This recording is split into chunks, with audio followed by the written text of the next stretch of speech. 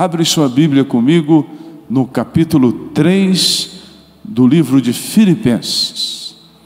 Os primeiros apóstolos eram pescadores e alguns deles não sabiam escrever. Por isso que outras pessoas escreveram as cartas, os evangelhos para eles. Isso não quer dizer que eles não eram pessoas inteligentes, mas eram iletrados, não tiveram oportunidade.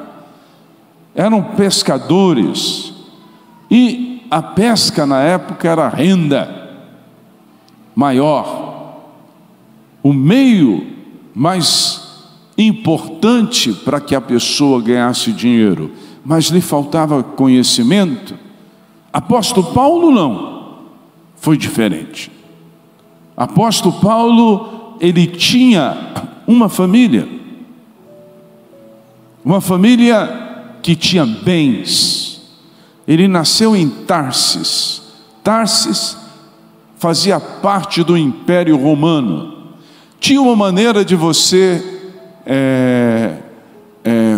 ser cidadão romano. Cidadão romano, todo mundo tinha que respeitar. Roma era o maior império da época, como hoje. Cidadão americano, todo mundo, puxa, cidadão americano, tem que ter respeito. Tinha duas maneiras de conseguir. Você tinha que ser romano mesmo, de família romana, ou se você era um grande empresário, e a história conta que Paulo fazia tendas. Isso quer dizer que seus pais eram construtores de tenda, e naquela época, quando os exércitos iam para a guerra, eles tinham que ficar em tendas. Então, certamente, ele produzia tendas e vendia para o Império Romano. E ele comprou a sua cidadania, os pais de Paulo. E Paulo nasce com seus pais já cidadãos romanos. Quem nascesse, embora fosse judeu, mas os pais tinham um título de cidadania romana, era romano. Então este homem era romano. Era muito difícil, era muito caro, custava muito dinheiro a pessoa se tornar cidadão romano. Então você vê que ele vem de uma classe econômica média alta, mas mais do que isso, veja comigo aqui o verso 4. Embora eu também posso ter confiança na carne, e se algum outro homem pensa que pode confiar na carne, ainda mais eu. Ele está dizendo, aí ele começa a descrever a sua origem judaica. Ele diz, circuncidado ao 8º dia, que era a lei, mandava fazer isso com criança de 8 dias. Ele falou, meus pais me circuncidaram aos 8º dia. Aí ele continua dizendo, da linhagem de Israel, da tribo de Benjamim. Ele falou, eu sou da linhagem de Israel e da tribo de Benjamim. A tribo de Benjamim deu um rei para Israel. Isto é algo contado na história, não na Bíblia somente. O seu nome foi Saul. Então é uma tribo que foi respeitada. Ele diz, da linhagem de Israel, da tribo de Benjamim, hebreu de hebreus, né? Hebreus de hebreus. No tocante à lei, um fariseu. Fariseu era um estudioso. Era como se aquele que se tornou fariseu, ele se graduou na melhor faculdade, Harvard, algo nesse nível, né? Ele diz assim, eu sou fariseu, eu fui circuncidado ao 8º dia, eu sou hebreu dos hebreus, eu sou da tribo de Benjamim. Aí ele diz aqui no verso seguinte, veja comigo no verso 6, segundo o zelo perseguidor da igreja. Quem era a igreja? A igreja tinha começado aqueles dias. A igreja era chamada o caminho. Ele diz: eu sou tão zeloso que eu persegui o caminho, eu persegui a igreja. E você vai ver o texto que eu vou ler. Ele perseguiu para matar, pensando que estava fazendo o quê? A vontade de quem? De Deus. Ele disse, olha o verso 6: segundo o zelo perseguidor da igreja, no tocante à justiça que está na lei, irrepreensível. Foi o único homem que disse: segundo a lei eu não tive pecado, eu fui irrepreensível. Este homem era um excelente religioso, zeloso. Aí ele diz no verso seguinte: mas estas coisas para mim eram consideradas como um ganho, reputei-as como perda por quem? O que está escrito na tua Bíblia, irmãos? Por Cristo. Mas como? Como foi a conversão de Paulo? Como Paulo encontrou o Senhor? Volte a sua Bíblia comigo aqui em Atos capítulo 9. Atos capítulo 9. Essa experiência que Paulo teve, construiu, ele teve outras, que construiu a sua biografia. Apóstolo Paulo deixou de ser apenas zeloso da lei, deixou de ser um fariseu, deixou de ser um religioso, e passou a construir uma biografia dentro da obediência à palavra e no sobrenatural de Deus. Quem quer ter experiências sobrenatural com Deus? Levanta suas mãos, levanta bem alto, bem alto. Experiências sobrenaturais. Levanta suas mãos, fala comigo, fala: Espírito Santo. Fale alto, fala: Espírito Santo, eu quero ter experiências sobrenaturais contigo, Senhor. Deus fala detalhes conosco. Deus quer sussurrar no nosso ouvido. Deus quer falar com a nossa consciência. Deus quer direcionar com a sua mão a nossa fé. Quem crê nisso, diga aleluia. Deus quer ser íntimo com você. Deus quer participar da sua vida. Deus quer participar das suas escolhas. Deus quer participar de todos os seus pensamentos. Deus quer falar contigo. Deus quer aquecer teu coração. Deus quer aquecer seu espírito. Deus quer andar de mãos dadas com você. Deus não quer ser apenas o seu pai. Deus quer ser o seu confidente. Deus quer ser seu amigo. Deus quer estar do seu lado no momento que você chora. E Deus quer estar celebrando com você no momento que você começar a celebrar. Paulo precisava encontrar este Deus. A Bíblia diz aqui no capítulo 9, verso 1: Saulo, respirando ainda ameaças e morte contra os discípulos do Senhor, foi ao sumo sacerdote. Ele era tão zeloso que ele foi ao sumo sacerdote pedir autorização para matar aqueles que estavam servindo a Jesus. O zelo dele era tão grande que ele foi querendo destruir aquilo que para ele era heresia. Era heresia.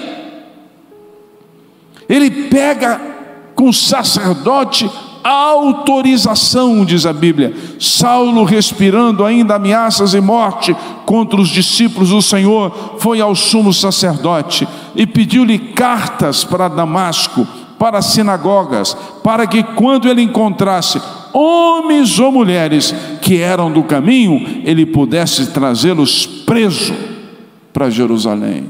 Olha para o irmão que está perto de você e fala: esse cara era mau. Zeloso da lei, fazendo tudo como se fosse para Deus. Era mais ou menos como são os islâmicos hoje, né? Mata por Alá. Ele falou: eu quero ir e quero pegar homens e mulheres, antes de ter a experiência, antes de considerar tudo aquilo como, aí eu gosto da expressão maior, histérico. E ele pega a autorização. Olha o verso 3: enquanto ele viajava, ao aproximar de Damasco, Jesus fala com o pai, fala: pai, está vendo aquele homem, Saulo? Ele é obediente da lei, está debaixo de um engano. Eu vou descer e vou esperar ele no caminho de Damasco. Eu vou liberar uma profecia para você: Deus vai entrar no seu caminho. Quem crê? Quem crê nisso, levanta suas mãos, fala: Senhor Jesus, entra no meu caminho, entra no meu caminho, constrói a minha história, Senhor, muda a minha história, Senhor.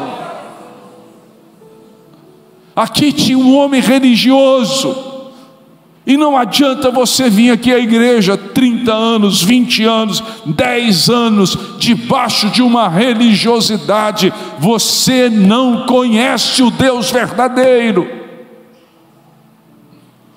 Aí o culto é enfadonho, aí a pregação não acaba, aí as músicas não te tocam, porque você está debaixo de um zelo religioso. Isto é bom quando esse zelo religioso encontra o poder de Deus.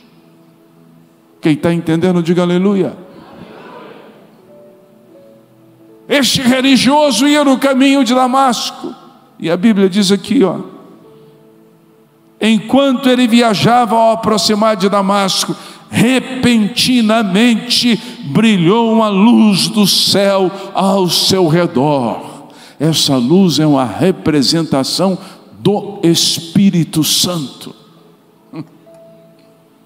A Bíblia diz que a letra sem o Espírito mata, mas a letra com o Espírito é uma bomba, é poder.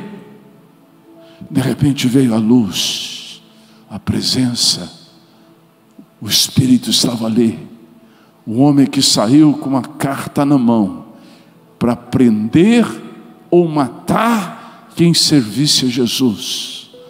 O Senhor não julgou ele e não mandou ele para o inferno, esperou ele no caminho, dizendo: eu vou mudar essa vida, eu vou escrever uma história através da vida dele.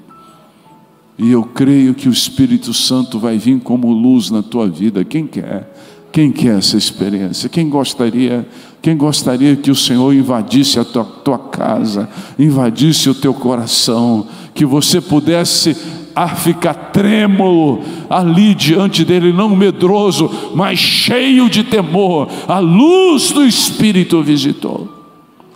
Deus espera Paulo no caminho de Damasco. Deus vai esperar você no caminho do teu trabalho. Deus vai esperar você no caminho da tua casa. A luz do Espírito vai vir. Quem quer o Espírito Santo aqui? Levante as suas mãos, fale: Espírito Santo de Deus. Fale alto: Espírito Santo de Deus, eu preciso de Ti.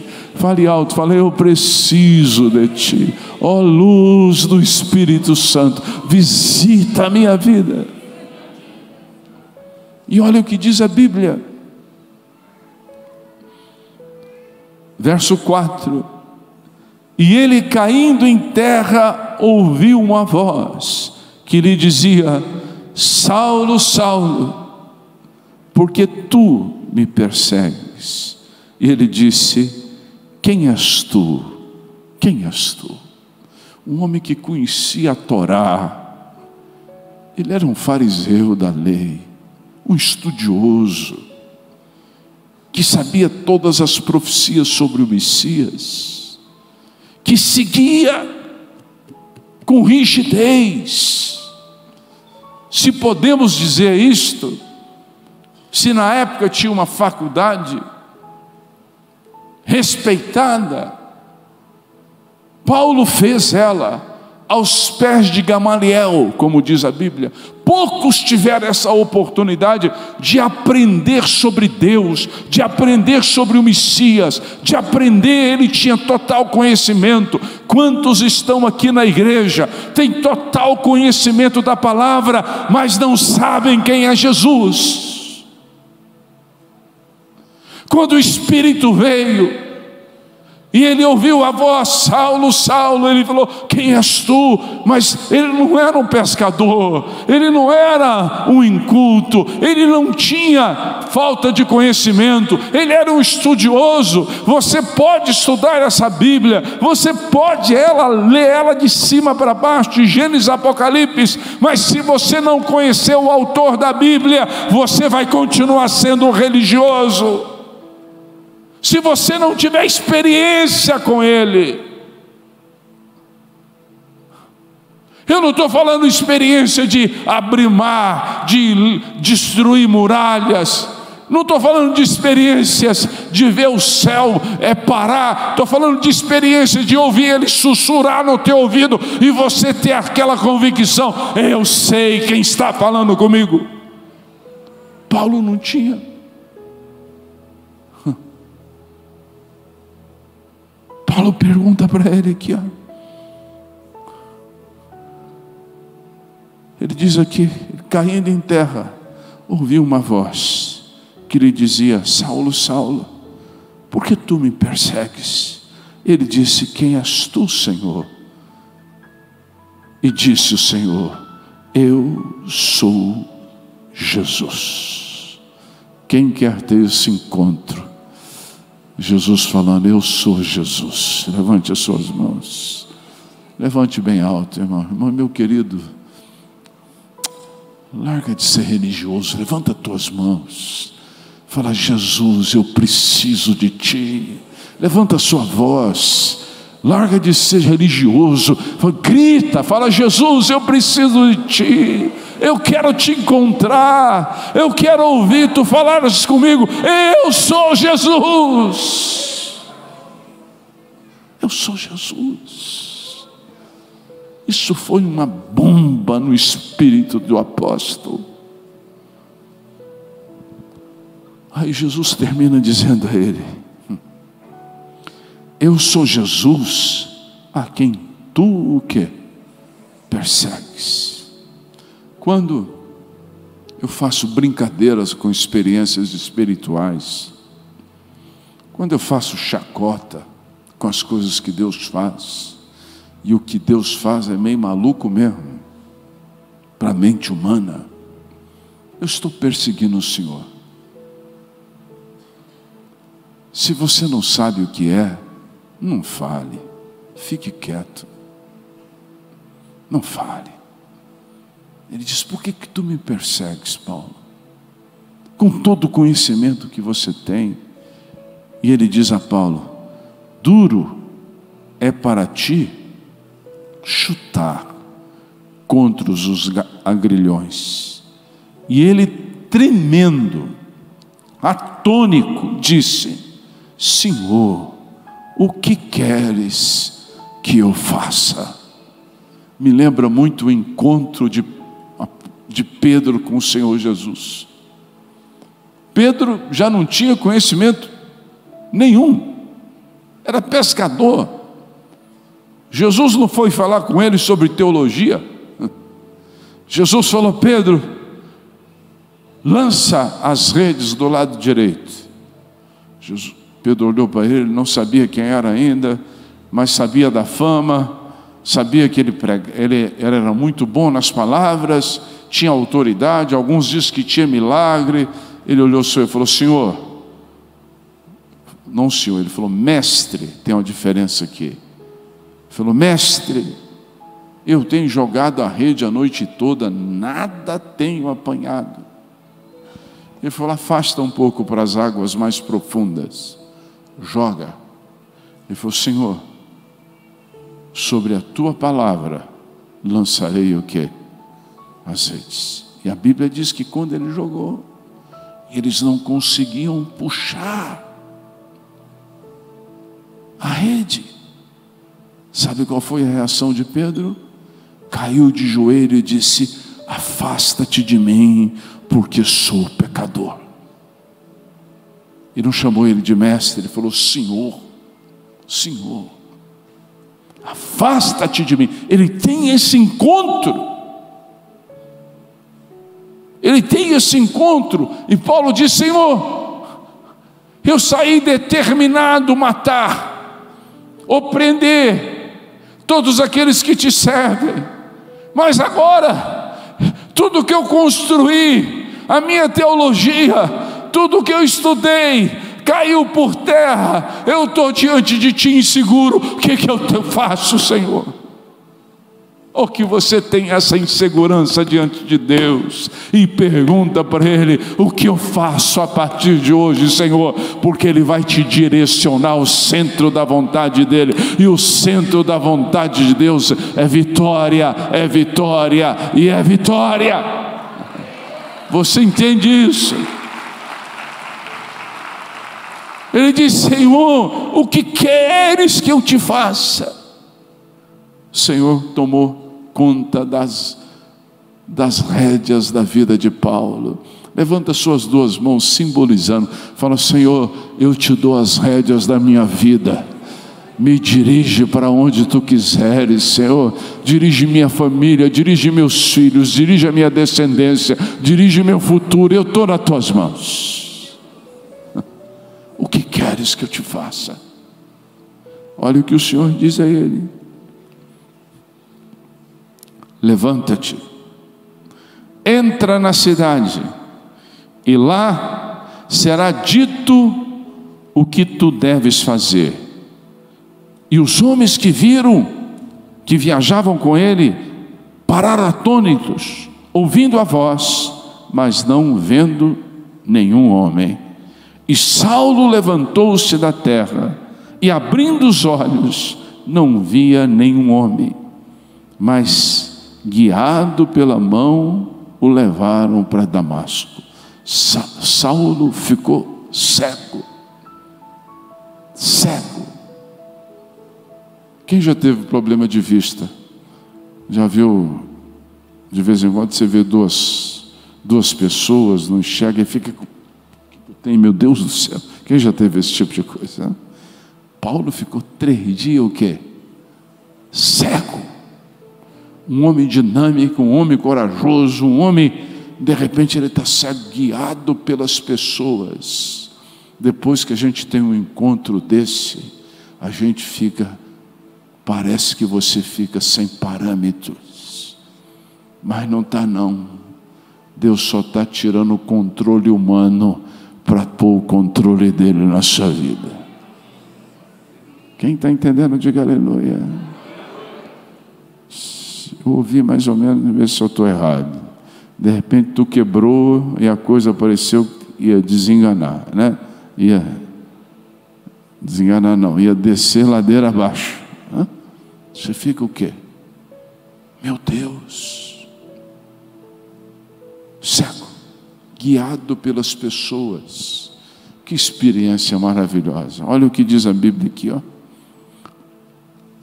Olha o verso 9. E ele ficou 3 dias sem visão, e não comeu e nem bebeu. Aí o cara diz assim: não, ele estava jejuando. Que jejuando, irmão? Quem já ficou triste e perdeu a fome? Levanta a mão, deixa eu ver. Tristeza perde fome ou não perde? Quando você está mal, você fica sem comer ou não fica? Quando você fica sem direção, fica sem comer ou não fica? Fica ou não fica? Quando você está deprimido, você fica sem comer ou não fica? Né?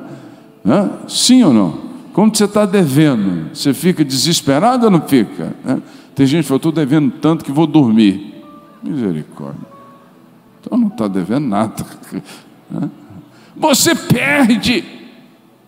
Paulo perdeu. Olha, de repente a vida dele mudou. Teve a mudança, o encontro produziu uma mudança. Ele sabia o que queria, ele tinha a carta dos sacerdotes, ele tinha conhecimento, ele tinha ido a Damasco, ele iria prender aqueles que eles achavam que era herege, ele iria fazer bem a Torá, ele era um fariseu e certamente ganharia uma nova posição. E aparece uma luz, uma voz, e muda tudo. Como que é a música? Não chore, quem cuida de você não dorme. Que brega bonito, né? Levanta, tem muita gente que te ama. Todo mundo. Deus mandou te dizer que vai acontecer. Deus mandou te falar que tudo vai passar. Fica aí 3 dias sem saber o que fazer. 3 dias sem fazer, sem saber o que fazer. E olha o que diz aqui, ó. Havia um certo discípulo em Damasco chamado Ananias, e o Senhor lhe disse em uma visão: Ananias. Ele disse: eis-me aqui, Senhor. E o Senhor disse: levanta-te, vai à rua chamada direita e pergunta na casa de Judas por alguém chamado Saulo de Tarso, porque eis que ele está orando. A melhor maneira de pôr um homem ou uma mulher para orar é as dificuldades aparecer. Fique espiritual na hora. Fica ou não fica? De repente teve um problema, o irmão vem aqui, chora, põe a mão, vai no santuário, procura os pastores que estão aqui, e rapaz, mas fica numa espiritualidade. Eu falo, nossa, ó, e toda hora que você encontra ele está chorando. Deus sabe, né? A Bíblia diz: todas as coisas cooperam para o bem. Só Deus sabe o que Paulo estava orando aqui. Senhor, e agora? Minha vida acabou. E Deus fala: Ananias, vai lá. Olha aqui no verso 17, irmãos. Ananias foi pelo caminho e entrou na casa de Paulo. Volta para o verso 11. O Senhor diz: levanta-te, vai à rua direita, pergunta na casa de Simão por alguém que se chama Saulo de Tarso, porque eis que ele está orando. Em uma visão ele viu que um homem chamado Ananias, é você mesmo, Ananias, entrava e colocava a sua mão sobre ele, para que ele pudesse receber a visão. Então respondeu Ananias: Senhor. Olha o que Ananias fala com Deus: Senhor, eu tenho ouvido de muitos acerca deste homem, quantos males ele tem feito aos teus santos em Jerusalém, e aqui ele tem a autoridade dos principais dos sacerdotes para prender a todos os que invocam o teu nome. Ananias começa a discutir com Deus: Senhor, este homem é mau. E Deus está mandando ele ir. Não era um anjo, era Deus. É porque o homem, fala para o irmão que está perto de você, fala: Paulo era terrível, zeloso, e ia aprender mesmo. Ananias não queria ir. Por quê, irmãos? Porque ele estava com medo. Aí Deus diz a ele, presta bem atenção: mas o Senhor disse a ele: ide pelo caminho, porque ele é um vaso escolhido por mim. Levanta a sua mão direita, eu vou liberar essa palavra sobre a tua vida. Você é um vaso escolhido por Deus. Levante bem alto a sua mão, por favor, feche os olhos. Eu declaro em nome do Senhor Jesus Cristo: você é um vaso escolhido por Deus, e um vaso escolhido por Deus, Satanás não quebra. Um vaso escolhido por Deus, Satanás não amarra. Um vaso escolhido por Deus, Satanás não derrota. Um vaso escolhido por Deus é muito mais do que vencedor. Ele diz: Ananias, ele é um homem escolhido por mim, ainda que ele está chocado com isso. Olha o verso 17. Ananias foi pelo caminho, entrou na casa, impôs suas mãos sobre ele e disse, me chamou a atenção, ele diz assim: irmão Saulo. Mudou a visão dele. Irmão Saulo. Olha o que ele diz aqui na minha tradução: irmão Saulo, o Senhor Jesus Cristo, que te apareceu no caminho por onde vinhas, me enviou para que tua visão, para que recebas a tua visão e seja cheio do Espírito Santo. Quem quer ser cheio do Espírito Santo aqui?